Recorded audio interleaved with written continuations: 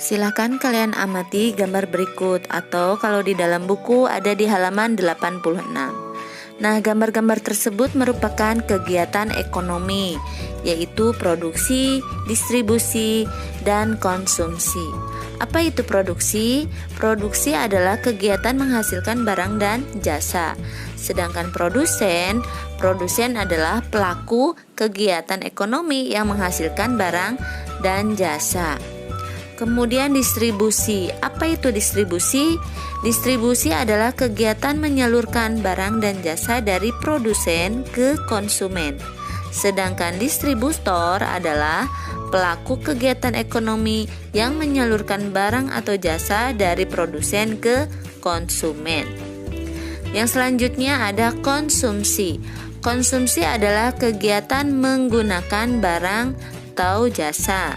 Sedangkan konsumen adalah pelaku kegiatan ekonomi yang menggunakan barang atau jasa yang dihasilkan oleh produsen.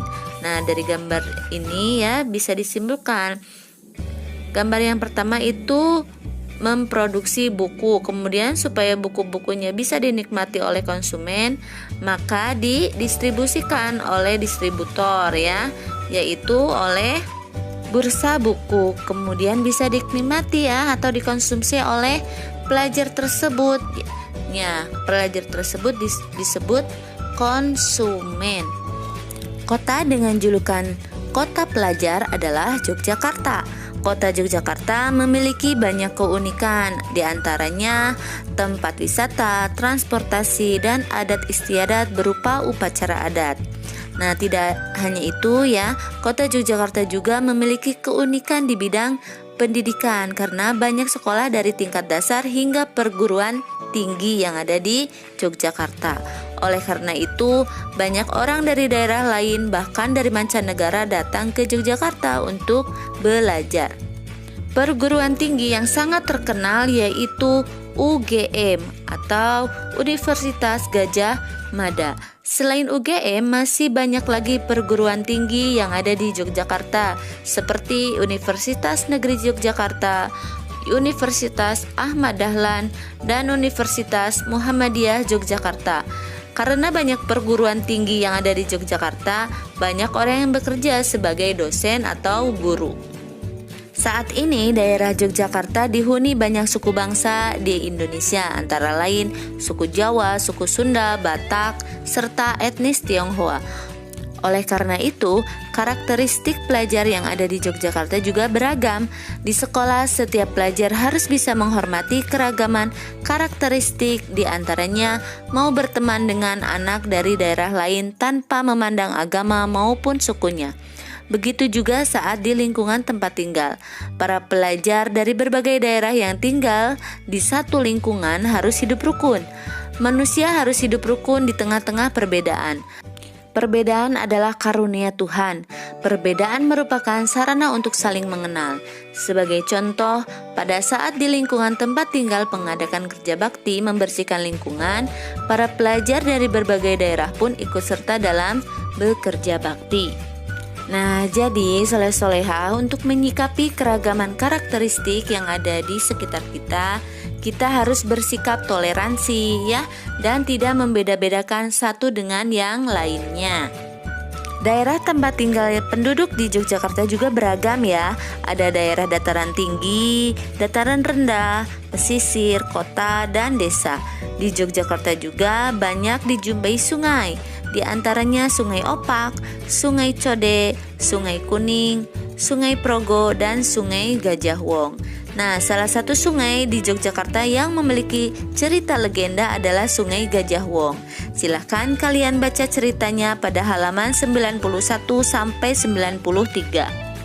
Daerah dengan julukan Kota Seribu Industri adalah Kota Tangerang di Provinsi Banten.